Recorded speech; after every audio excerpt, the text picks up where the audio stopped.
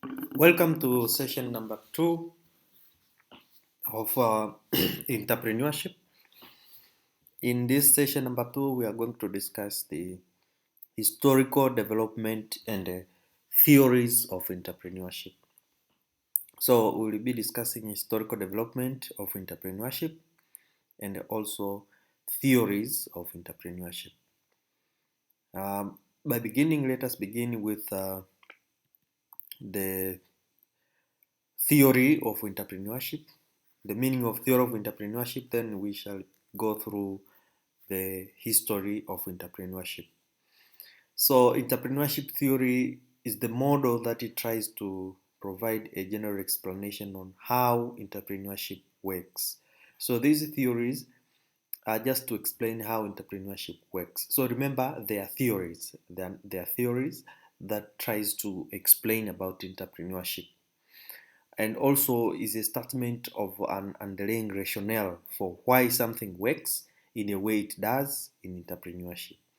So at some point of these theories, we are going to look into some aspects of entrepreneurship, like which part of entrepreneurship, or what does it do, or what is the role of that part of entrepreneurship in the whole idea of entrepreneurship. Where like the ideas of entrepreneurs, the ideas of risk taking, the ideas of the whole issue of entrepreneurship on what is supposed to be between the entrepreneur and the others who play part in the economy. So everything that involves entrepreneurship, we are going to discuss it and the rationale of those issues that are concerned with entrepreneurship. And also an observation made over time to explain, interpret, predict behavior and predict behavior of an event in entrepreneurship. So while will be discussing these theories, you will understand that in explaining about entrepreneurship theories, we are actually uh, observing. We are going to see the observations that has been made over a period of time. Those observations that has been made over a period of time, how they explain, how they interpret, how they predict behavior of different issues in entrepreneurship. So with time, entrepreneurship has been growing. So it has started ways back 19th centuries. So up to now, where does the entrepreneurship came from and where it has reached today? How it was perceived those years and how it is perceived today. So the whole observation then is explained in the issue of entrepreneurship theory. So let us begin with the historical background of entrepreneurship, the historical development of entrepreneurship. So by looking into entrepreneurship, you will agree with me that whenever we are talking of entrepreneurship, we are talking of economic activity. So economic activity is where we find something called entrepreneurship, or whenever we are discussing about the economy, is when the idea of entrepreneurship comes in. So because entrepreneurship is brought about by economic activity, or is brought about by the idea of economy, then let us begin with the so-called economic activity. So economic activity is a basic human activity that every human being is doing. So it is a human activity. One of the human activity, economic activity is one of the human activity and a very important part of human activity. And by being of human activity, it is an acting agent that can be divided into two broad classes. So this economic activity can be divided into broad classes. The classes of those who lead and the classes of those who follow. So economic activity is divided into that two classes. There is a class of those who lead and there is a class of those who follow. And then by looking into that, let us come to the so-called entrepreneurial talent. So entrepreneurial talent, however ill-defined, has always been closely aligned with the quality of leadership. So whenever we are discussing of this economic activity between those who are leading and those who are followers, then we will come into agreement that whenever we are talking of entrepreneurship, we are going to some point touch some things about leadership, because we say those who lead and those who follow. So there is something about leadership there. Some people who lead and some people who follow the leaders. So there is something about leadership in entrepreneurship. So this entrepreneurial talent, whenever there is a talent of entrepreneurship, whenever there is something about entrepreneurship, then it is closely aligned with issues of leadership or with the quality of leadership. So everyone with an entrepreneurial talent has something about leadership in him or her. So the general, so let us come to this phrase of words that explains about leadership. That the general who designed and executed a successful strategy took considerable risk and stood to gain substantial economic benefit. So here is an example of a leader. And a leader who has taken an example is a general who is going to war, a general who leads army to war. And we are talking of someone who leads and some who follow. So a general leads an army of soldiers to war. And that general is responsible to design a strategy for war. By designing strategy for war and then to execute, to make application of those designed strategy. And by good designing and by good execution of those strategy, then if there is a success in that war, regardless of the risks that we are taking, then the general is adorned for the substantial economic benefit, or substantial benefit, let us say that. Now, if we come to the general who leads the war on the economy, who is an entrepreneur, if we designed well the strategy and executes well the strategy, is the one who is adorned to gain, and that, remember that leader is taking considerable risks, then is ordained to gain substantial economic benefits. So the one who leads, even though you are an entrepreneur alone, but in order to gain success, you will have people behind you who takes you to that success. Then at the end of the day, after the success has been reached, the one who gains the substantial economic benefit is the one who is the leader, the one who is an entrepreneur. So you will agree with me that today, if we are talking of great entrepreneurs like Mohamed Daoud, like Bakresa, so you will see that those guys at some point in time, they sat down and they designed strategies, executed those strategies, even though there were people behind them, but those people were following what they say. They were following their plans, you see. So at the end of the day, when they reach success, we only hear the story of that entrepreneur. We only hear the story of Model, regardless of others who were behind him.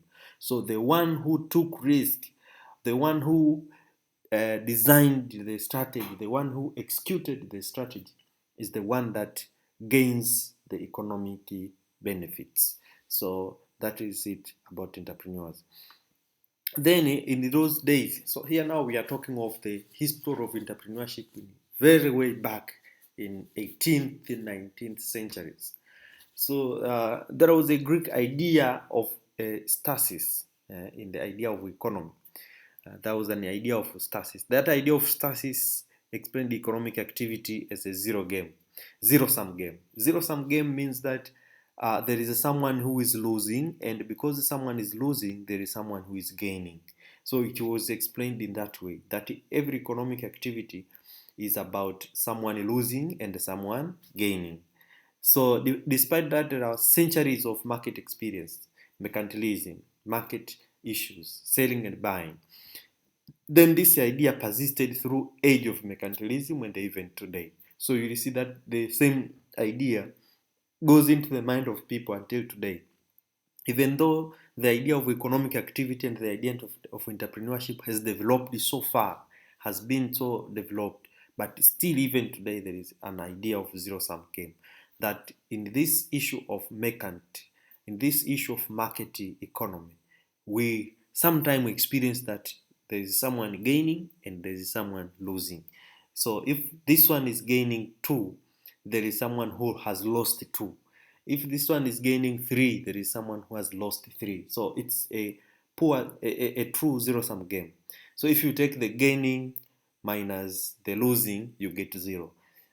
Someone who has lost, there is someone who has gained the same amount. So that is the issue of economic activity.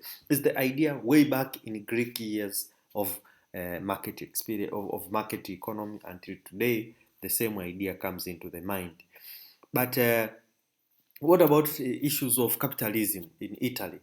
In medieval Italy, medieval Italy means the Italy of those years, the Italy of old years of 18th centuries or 19th centuries. The idea of capitalist is that the capitalist, the a good way to know or to remember the meaning of capitalist is take this word into two part. There is a word capital and the ist back there. So in the word capitalist, you see the word capital. So capital, as you can see, capital is something that makes someone go and do business with it. Uh, so capitalists are those people who are giving capital to others to go and do business. So I can define it in very simple words like that in order for you to understand better. So capitalist, someone who gives capital to another person so that that another person can go and do business. And in those medieval Italy, in the old Italy, there were capitalists, and these capitalists were loaning money to the merchant adventurer. So the capitalist loans money to the merchant adventurer. So the merchant, the one who is doing business, takes the money from the capitalist and then goes to do business. And the capitalist was a passive risk bearer, where the merchant adventurer took an active role in trade on commerce. So the capitalist stays there at home in Italy, just eating and enjoying life. But this merchant goes out there with the money and makes all the trade and the commerce and takes a lot of risks and everything. And after that, majority of the profit went to the investing partner. Means majority of the profit goes to the capitalist. So the capitalist gives money to the merchant goes out there, makes a lot of issues, takes a lot of risks, trade and commerce, going here and there and so forth, and then he makes profit. After gaining profit, then a large percent of the profit goes to the capitalist, and a certain portion of the profit remains with the merchant. So that was the business of medieval Italy and other countries of Europe. So it was generally agreed that the merchants were entitled to compensation for risk and a recompense for their labor.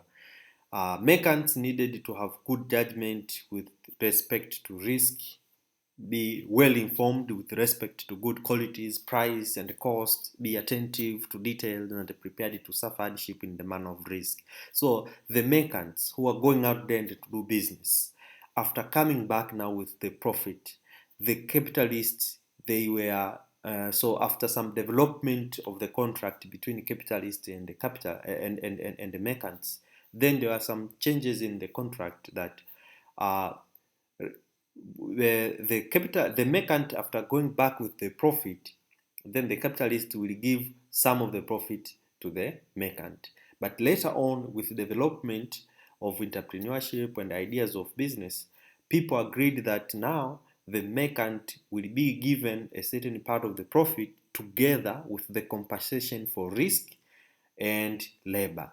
That this person took the labor and this person was doing all the labor, and this person, the merchant, has taken all the risks and so forth. So this merchant should be given a compensation for risk and a compensation for labor, and then should be given that part of the profit which they agreed to. So later there were some developments on the contract between the capitalist and the merchant, and that were better for the merchant in some other developments about the idea of entrepreneurship of this style of capitalism. So the good thing now with the merchant is the merchant must be, in order to obtain a large amount of money, the merchant must be very good with judgment. Very good with judgment. Very good with judgment with respect to risk.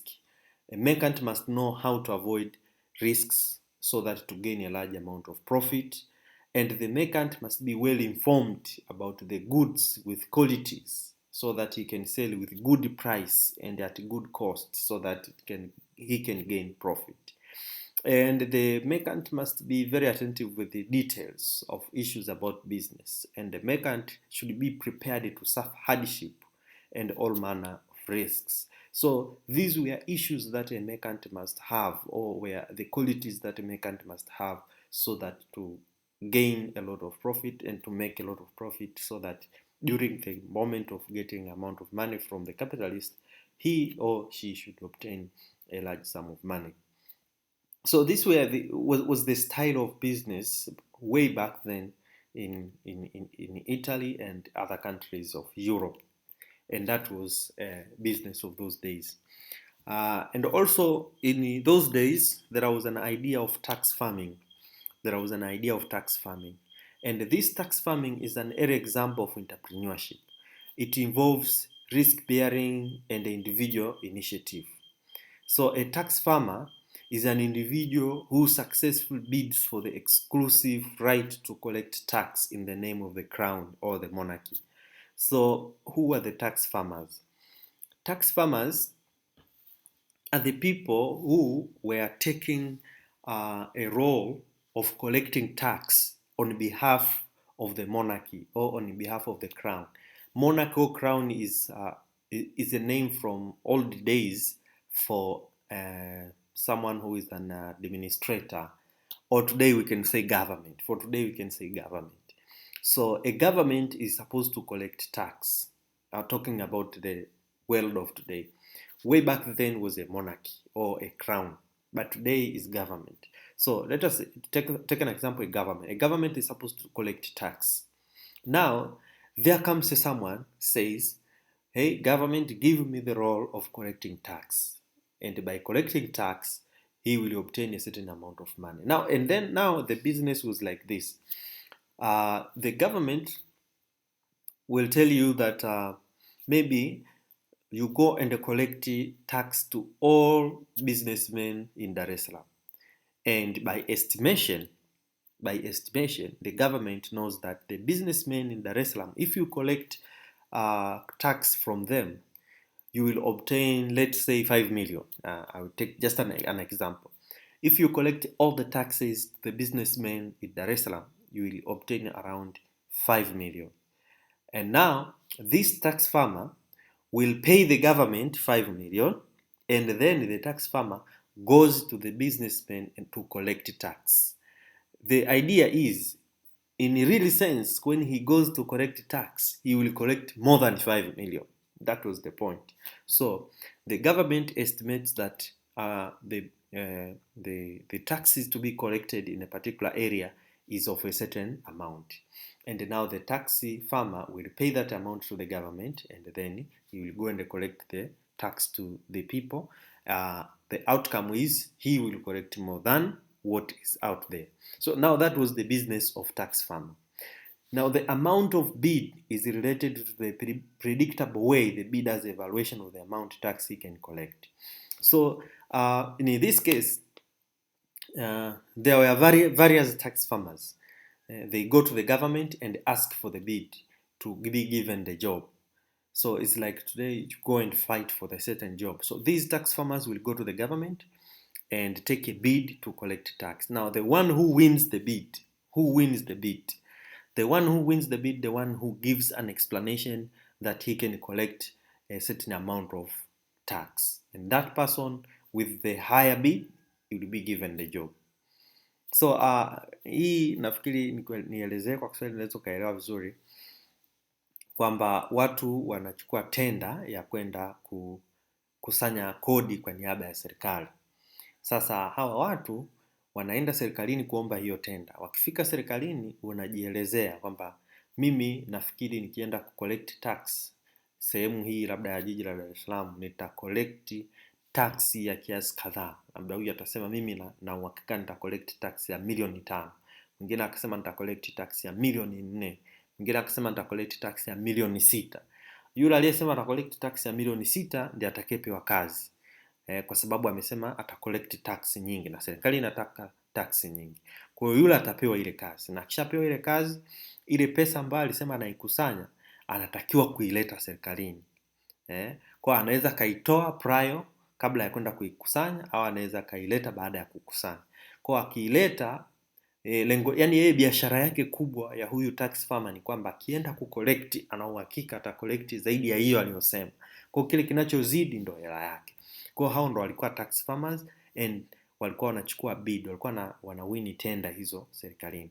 Hiyo ilikuwa ni biashara ya zamani, miaka hiyo huko nyuma kabisa. So we are talking of the history of entrepreneurship, and that was about tax farming. So the incentive that spurs each entrepreneur to take action, the opportunity to obtain profit, but the entrepreneur must also be reasonably assured that he may keep entrepreneurial profit that he acquires legitimately, and which in turn requires stability of the institutional practices. So what drives the entrepreneurs to do what they were doing is that they will obtain profit. They will obtain profit from what they are doing, but that profit was reliable to the stability of the institution. Stability of the institution. That the institution, like government, should be stable in what they're doing so that they can obtain profit. If the government is not stable, then they can lose a large amount of money. So historically, the risk-bearing function of entrepreneurship became less important after the establishment of limited liability and the new forms of business organization it generated. Subsequently, innovation came to be stressed over other aspects of entrepreneurship in the theories of economic development. So if you look into these type of businesses that were done in those years, like tax farmers, like the issues of merchants and the capitalists, and the issue of zero games and so forth, you will see in all these areas there was someone taking risk. Like a merchant was taking risk, like these tax farmers were taking risk. Yes. So then this risk bearing in entrepreneurship, it was now the issue that if you enter into those activities, you have to take risk. So then came the new age of innovation. The new age of innovation, that by doing innovation, discovering new things, discovering new ideas, and so forth, then that reduced a little bit, reduced the issue of liabilities and the risks. So the risks were limited. When issues were limited, the entrepreneurship was operated under the issue of limited liability, means doing something with less risk. Was about doing something that has less risk, and that was because of the innovation and other forms of entrepreneurship activities that were discovered later upon the economic development. So that was a little bit of history of what was being done in those years. That was a little bit of history. But now let us come to the theories of entrepreneurship. Theories. These theories are things that some people tried to explain issues concerning entrepreneurship in the way they see. So these people who were giving these theories, they had some experience with the entrepreneurship, and then they tried to write and to explain what entrepreneurship is and what are the issues in entrepreneurship. So by beginning, let us begin with Richard Cantillon. And Richard Cantillon was a Frenchman. And we begin with French people because the idea of entrepreneurship, to explain entrepreneurship, to put entrepreneurship into words, it began from French, because even the word entrepreneurship is a French word, with the entre and the preneur. Entre means between. In French, entre means between, and the preneur means parts. So if you combine the two words, is between parts. Now, if you between parts, you don't get the idea. But between parts, if we try to explain it as the way it was explained by these French people, it was meaning middleman or middleman. Middleman means someone who is between some things. So entrepreneurship, the meaning of the word which comes from the French language is middle man. If you try to put it in good words, is middle man. So because the word entrepreneurship comes from French, it gives you an insight that the whole issues of explaining the thing called entrepreneurship, to have the idea of so-called entrepreneurship, came from French. But let me tell you this. When we say entrepreneurship begins from French, we don't mean that the practice of business and the other issues about economic activity began from French. No. Before even the issue of what we call today entrepreneurship, in writings and in studying, came into existence, there were businesses way back days. Since the human being was created, there was business, there was economic activity. But we are talking of the time when people started to explain this idea of entrepreneurship in writing and in teachings and in books and so forth. So the issue called entrepreneurship began from French, and by the word, as we have seen, it is known as inter, between, and preneur means parts, and that means middleman. So Richard Cantillon explained from his writings. I cannot read French, so his writings were written like this in French language, this in italic. And these writings of Richard Cantillon was published posthumously in 1755, but it was written 2 decades earlier. So by so saying means these writings were written about 1555, those years. So the writings of Cantillon, recognized the 3 classes of economic agent. He was talking about economic agents, people who engage in economic activity.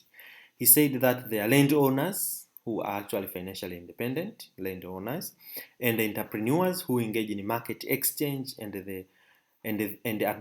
at their own risk in order to make profit. So he said landowners, they don't have even problem. They're financially free. They're financially independent. They just live when the money comes. But entrepreneurs, they go out there and they do business. And by doing business, they incur certain risks. And then they have to incur that risk in order to make profit. And there was another group of economic agents, like the hirelings. These hirelings, they are people who avoid active decision making in order to secure contractual guarantees of stable income. So hirelings from the word hire, means people who are hired to do a certain job. So they just take a contract, and after contract, then they start doing a certain activity, and by doing that activity, they obtain an income. So these people, they were avoiding to be entrepreneurs. Why? Because entrepreneurs, they are taking risk and they cannot guarantee of getting a profit because it is risky. But them, they wanted to do something which is assured of the income. So they were hired and they enter into contract so that to do something and then they are paid. Those are the 3 agents of economy according to Richard Cantillon. The entrepreneur, so Richard explained that the entrepreneur is someone who exercises business judgment in the face of uncertainty. So it's the one who makes judgment about businesses, and also he knows that there is uncertain meaning kutokuwa na uhakika. So entrepreneur ni yule mtu ambaye anaamua kufanya maamuzi ya kufanya biashara hata kama hana uhakika wa kile ambacho anataka kukifanya, kwamba kitaleta faida au la, na hapo ndipo kunaanzia riski. So the city creates opportunities for entrepreneurs willing to take risk in order to make goods available at the appropriate time and the place. Cantillon emphasized the economic function of the entrepreneur over his or her social status. So Cantillon tried to explain who is an entrepreneur, what is the economic function of this person, and so forth. So Cantillon argued that the origin of entrepreneurship lies in the lack of perfect foresight we have with the regard of future. He said that this lack of perfect foresight is not a defect of market system but part of human condition. So Cantillon said that in entrepreneurship there is always lack of perfect foresight, meaning that in entrepreneurship there is a problem of not knowing what will happen later. So that was what he was saying, lack of perfect foresight, not knowing what will happen in the future. And this was not because of the market system, no, it was because of our human condition. As humans, we cannot know what will happen tomorrow. And that or lack of perfect foresight led to the so-called uncertainty, to be not sure. So uncertainty is a pervasive fact of everyday life, and those who must deal with it continually in their economic decision are entrepreneurs. So entrepreneurs every day in their economic decisions, they face the so-called uncertainty. Consequently, it is the function of the entrepreneur, not his or her personality, that counts for economic analysis. So it's the function of entrepreneur to count for economic analysis. Him personally, not about his low-key, the personality of him, no, it's him who has to count for economic analysis. So that was Cantillon who said about uncertainty, who said about entrepreneurship related to uncertainty, entrepreneurship related to risk. Entrepreneurs are facing uncertainty, entrepreneurs are facing risk, but they are very important people who play a role in economic functions of the society, making goods available and so forth. So another person who explained about entrepreneurship is Jean-Baptiste Say.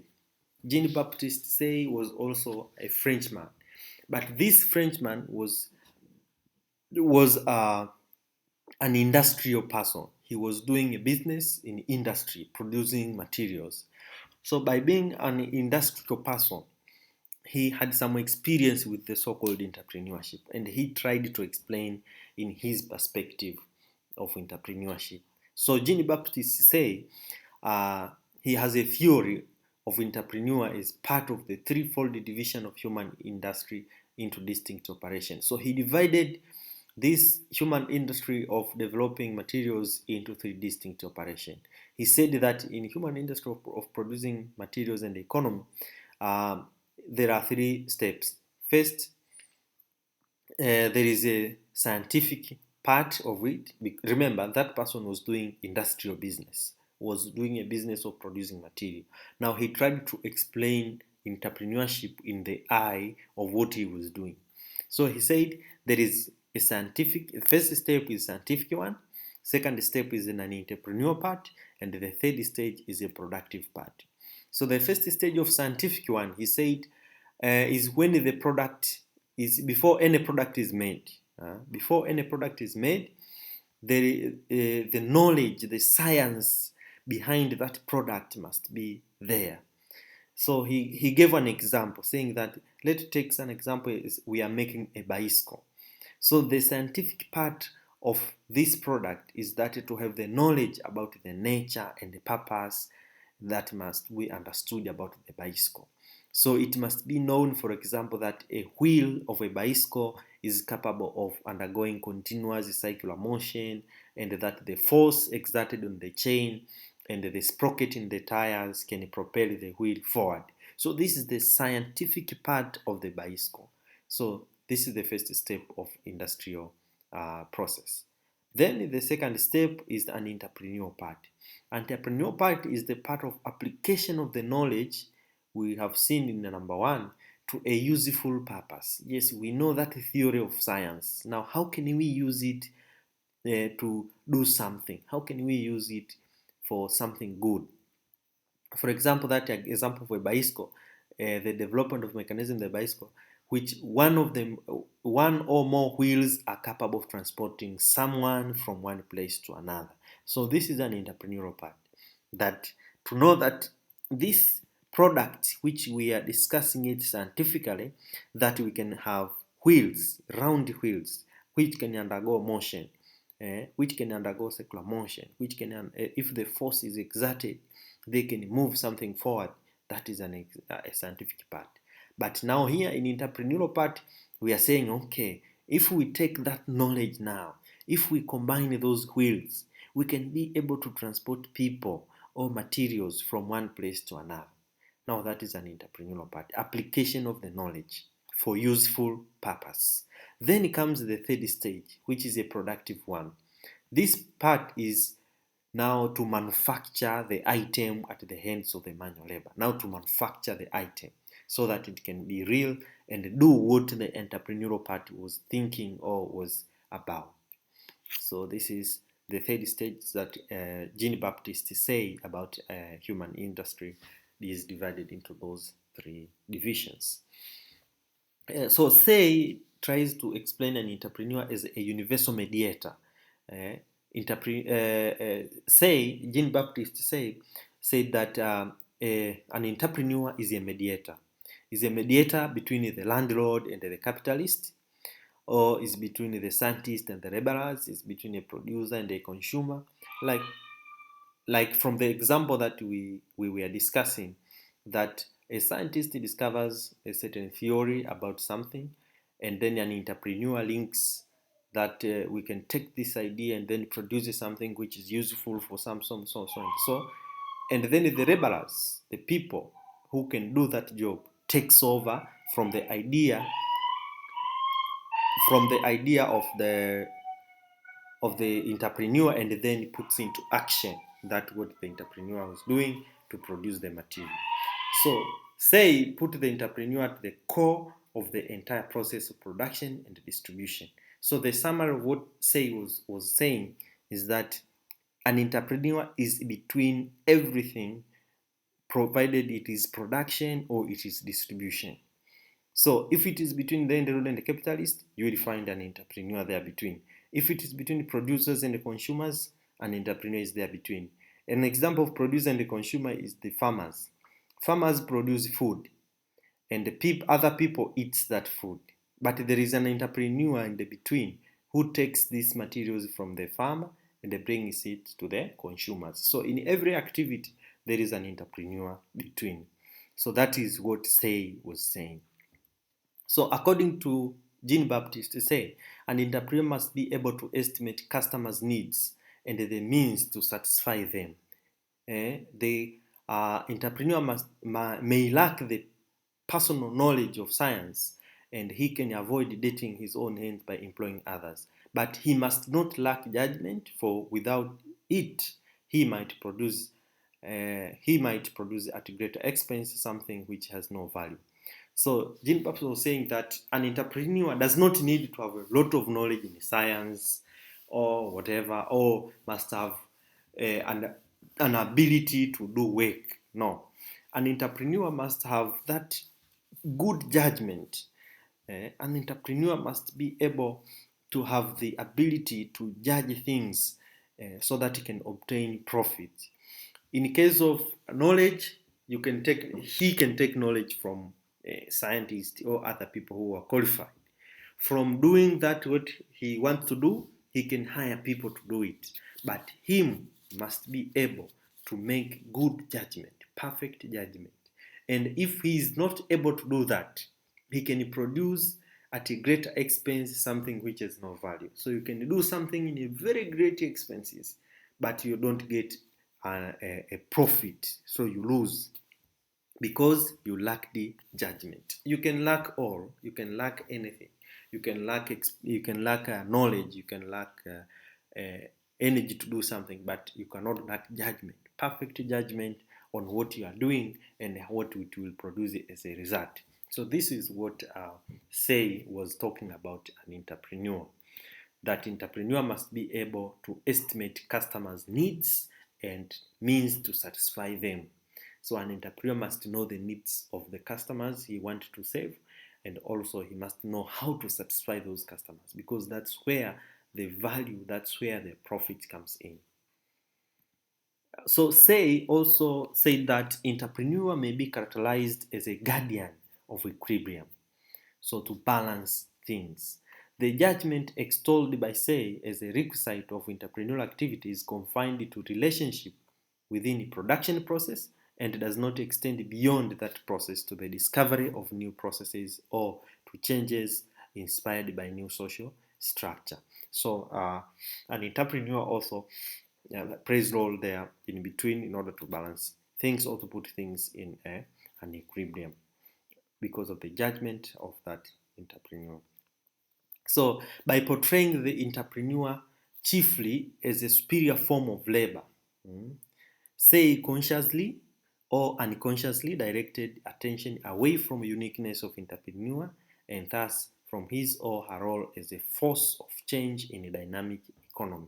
So dynamic economy means in the issues of economy, things can change in any direction. But those people who are taking economy into changes, we can see today, even Tanzania, the economy of our country in 2010 is very different from the economy of the country today. Now, who made that change? Who made the economy of Tanzania to be dynamic? Who made it to change from time to time? Actually, Jean-Baptiste said that this is the role of entrepreneur. An entrepreneur is an agent of change, is an agent or is the force that makes the change in the economy. So that was what Say portrayed about the entrepreneur, that they are the major role or they have a force in changing this dynamic economy. So Say also said that it is not about he said that consciously or unconsciously directed the attention away from uniqueness of entrepreneur and thus from his or her role as a force of change in a dynamic economy. So an entrepreneur has a role as a superior form of labor. So saying that in every aspect of economy there is labor, and this labor, when you take into consideration at the center of anyone involved in economy, at the center of anyone involved in economy, there is an entrepreneur. An entrepreneur is that person in the between who takes everything into consideration and makes the economy move. And also that there was Frank Knight. Frank Knight explained also about entrepreneurship. Frank Knight distinguished between risk and uncertainty. So Frank Knight was the one who explained more.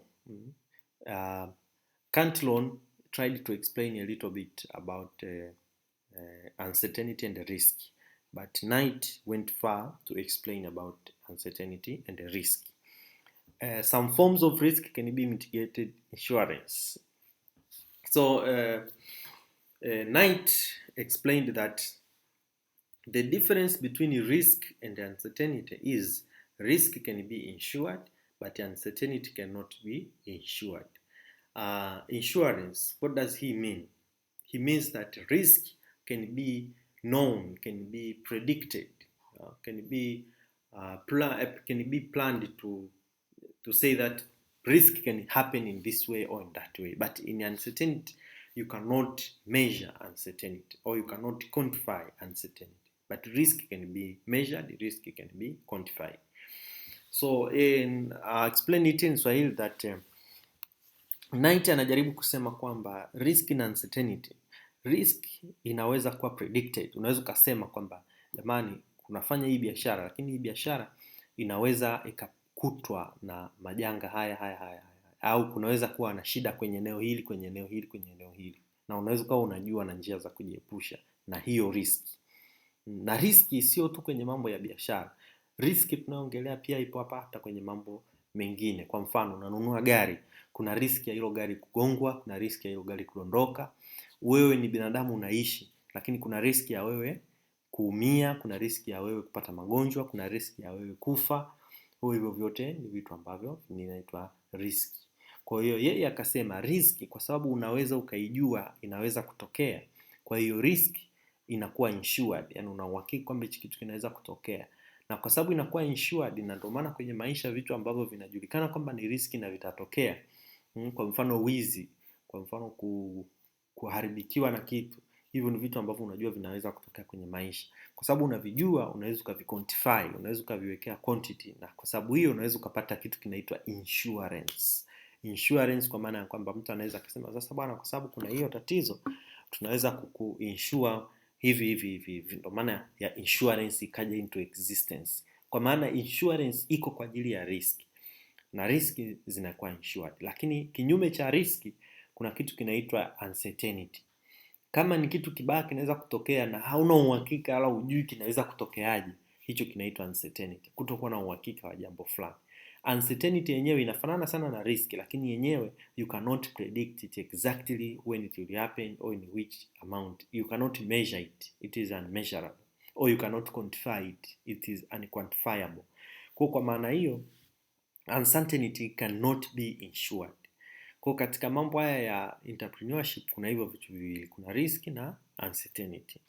So to be insured there must be known probability distribution associated with risk. Kwa risk zote zinaweza kuwa insured kwa sababu kuna probability, you can know the probability of distribution of that risk, either because of large number of individuals exposed to the risk or repeated exposure to the same risk by the same individuals. Kwa ile certainty, ile riski unaweza ukaijua kwa sababu labda unahakika kwamba watu kadhaa wamewahi kupata hicho kitu au kimewahi kuwatokea, unajua kwamba kuna hicho kitu, au unajua kabisa hicho kitu kimewahi kutokea mara kwa mara. So because of the repeated exposure of the same risk, you know that something can happen, you know that something can be a risk in what I'm doing. So uncertainty is the sense of things unknowable, is the inherent in nature of the competitive market activity, and there is no way to separate these two concepts. So uncertainty and the risk are things that you cannot separate them. This is according to Frank Knight. The main immediate source of uncertainty are the amount of supply to be expected from other producers and the consumers, wants and the purchasing power. Kwa katika mambo ya biashara, uncertainty inaweza kaa kama kwenye hii picha ya namna hii. The immediate source of uncertainty are, kwa mfano unafanya biashara, amount of supply to be expected from producers and consumers wants and purchasing power. Ni vitu ambavyo ni uncertain. Kwa mfano, wewe unafanya biashara ya mchele, unachukua mchele Mbeya, Kyela, unakuja kuuza Dar es Salaam. Kwa hiyo Mbeya kule ndo kuna producer, alafu huku Dar es Salaam ndo kuna consumer. Sasa, je, una uhakika mwaka huu ukienda Chunya au uko Kyela utaweza kupata magunia 50 ya mpunga au ya mchele? Una uhakika wa hiyo supply itakuwapo? Au mwaka una uhakika wa kupata magunia 100? Kwa mfano demand sasa, kwa mfano demand ambayo consumers wanahitaji. Labda unajua kabisa soko langu la Dar es Salaam lazima niwe na magunia yasiyopungua 200 kwa mwaka au 500. Je, una uhakika utaendelea kupata hayo magunia kutoka kwa hao producers? Alafu je, ukipata hayo magunia 500, una uhakika wa purchasing power kwamba watu wataendelea kununua? Kwa mfano sasa hivi ndio haya. Unajua mwaka jana uliuza kutoka labda mwaka 2015. Kila mwaka unauza magunia 200, hayapungui 200, hayapungui 200, hayapungui 200. Haya mwaka huu imekuja corona.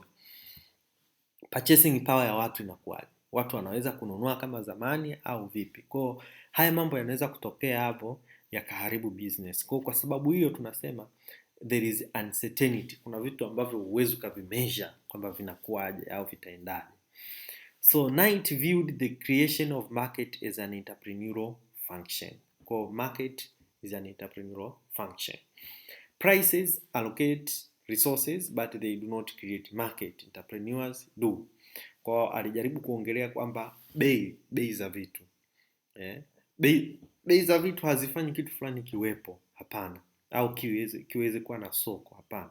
Ila entrepreneurs ndio wanafanya kitu fulani kiwepo na hicho kitu kipate soko. Price inakuja baadaye. So it's all about entrepreneurs. The primary function of management is the selection of people who make decisions required by the operation of the firm. Kwa akaja kuongelea pia concept ya firm.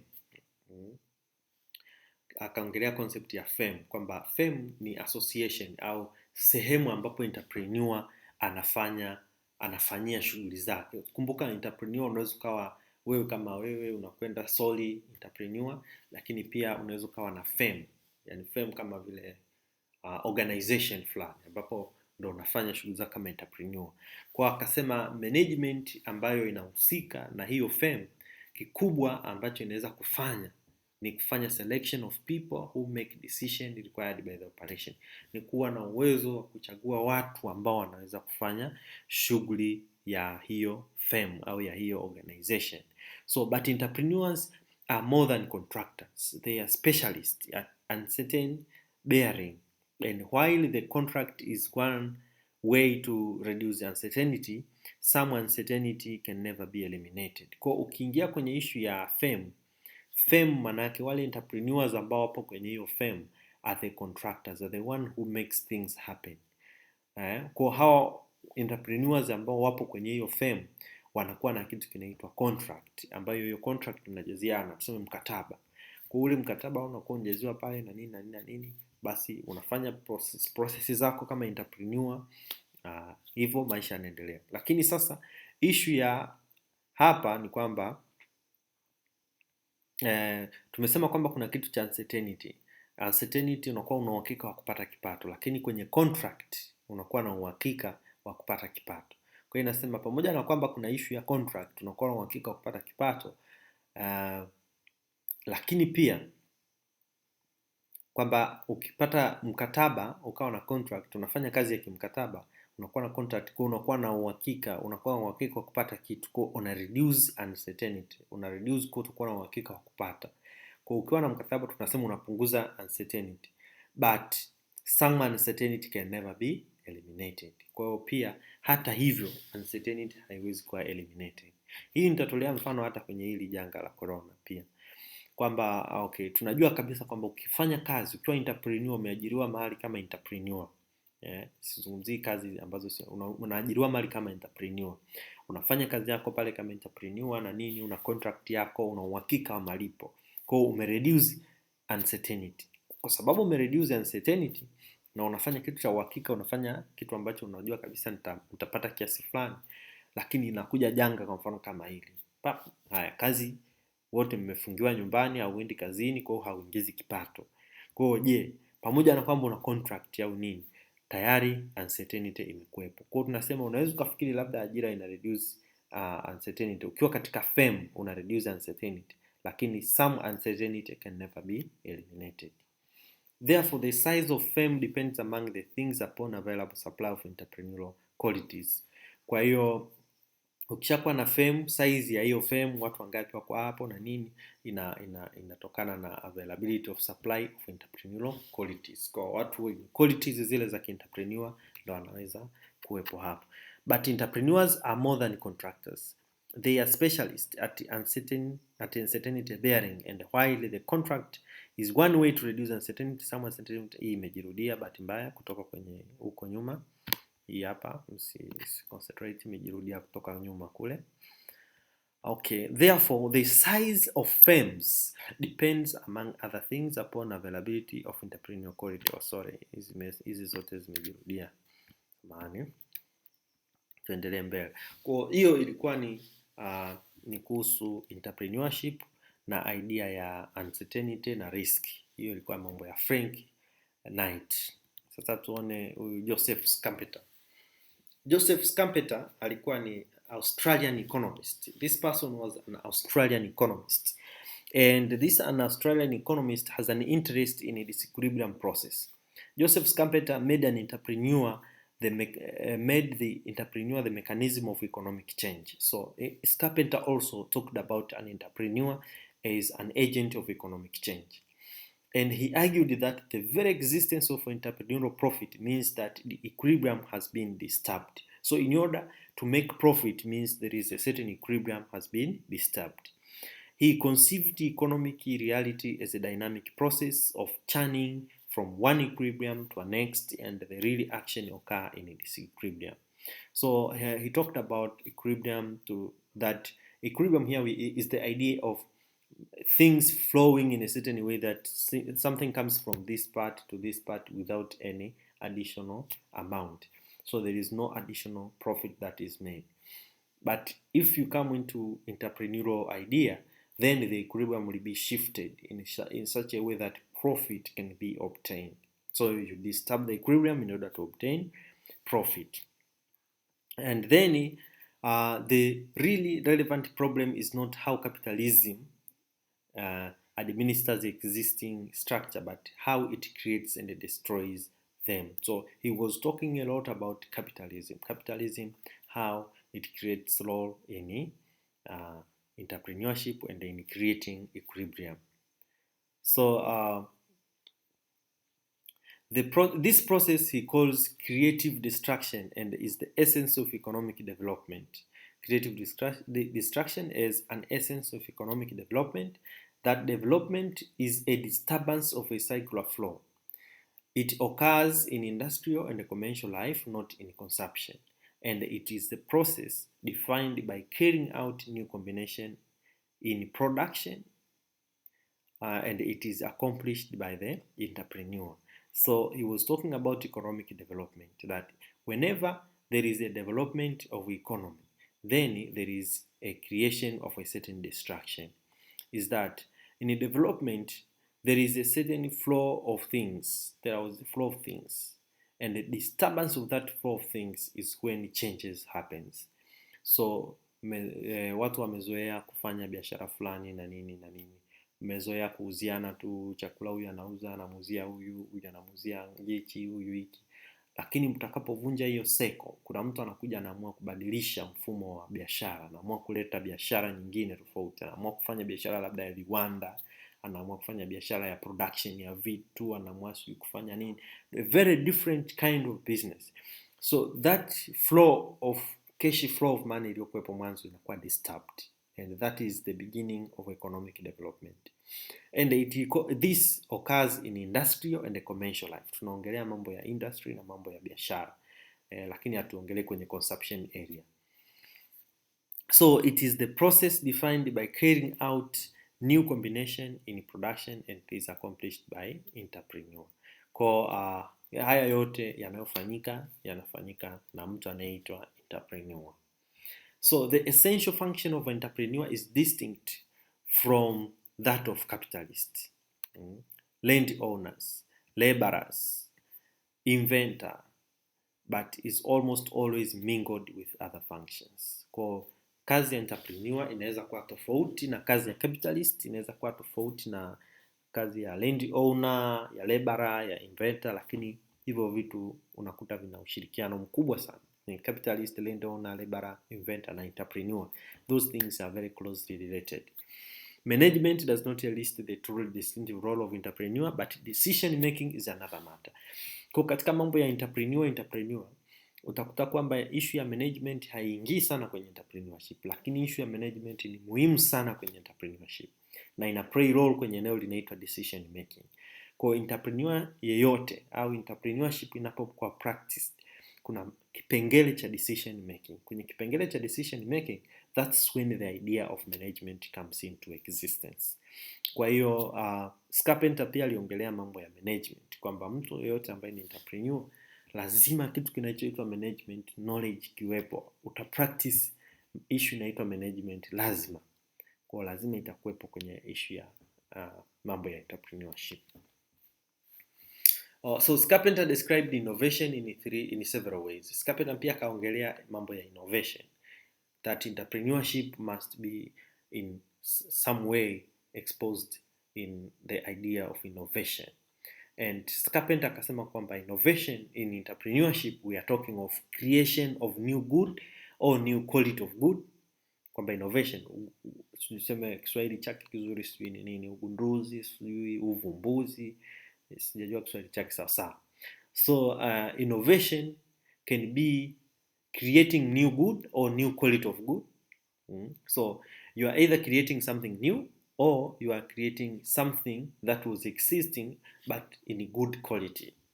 That is innovation. Or creation of new method of production. So you are producing something in a certain way, now you discover a new method of producing the same thing. That is innovation. Opening a new market, that is innovation. The capture of new source of supply, that is innovation. A new organization of industry, That is innovation, e.g., creation or destruction of a monopoly. So there was something dominating in the industrial world, but you discover a way of removing that domination. That is innovation. Over time, the force of this new combination dissipates as the new becomes part of the old. According to Scarpetta, everyone is an entrepreneur only when he actually carries out new combinations and loses their character as soon as he builds up his business, when he settles down to running it as other people run their own business. So the idea is everyone can be an entrepreneur. Yes, we know that. So everyone uh, is an entrepreneur, and you will be called an entrepreneur.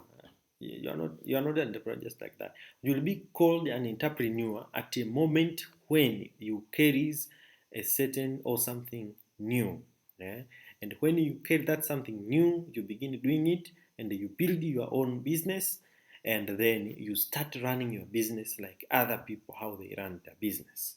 So that is when we will call you an entrepreneur. So the new you become the old person. Unakuwa kama wale watu waliokuwepo zamani, jinsi wanavyofanya biashara zao. So you will be one of how people do their business. You will be one of them how they do their business.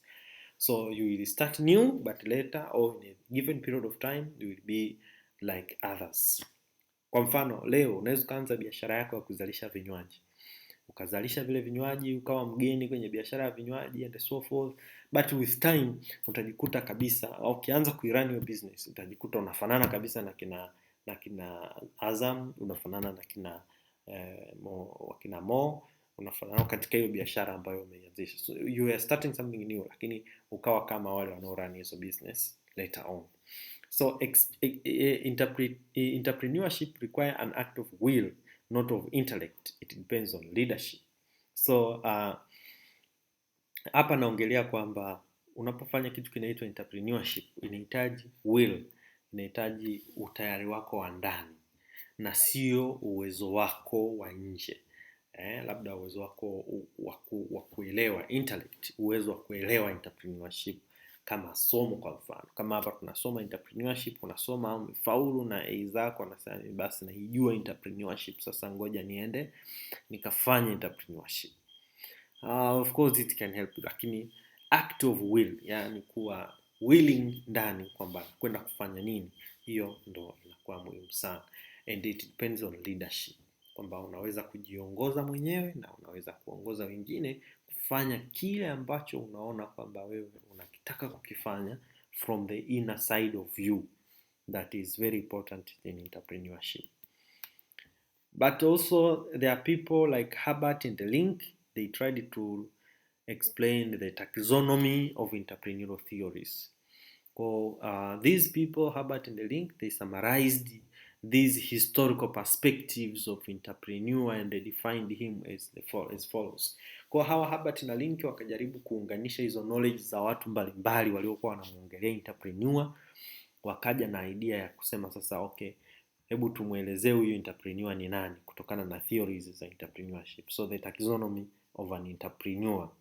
So they called this entrepreneur as the person who assumes the risk associated with the uncertainty, the person who supplies financial capital, the person who is an innovator, the person who is a decision maker, the person who is an industrial leader, the person who is the manager or superintendent, a person who is an organizer and a coordinator of economic resource, a person who is the owner of an enterprise, the person who is an employer of factors of production, the person who is a contractor, the person who is an arbitrator, the person who is an allocator of resources among alternative users. So all this explains this person we call an entrepreneur. So they tried to summarize what all these other people said in their theories. So they tried to take it and then tried to see who is an entrepreneur. So this is the end of this session. So thank you very much, and then you are welcome for questions.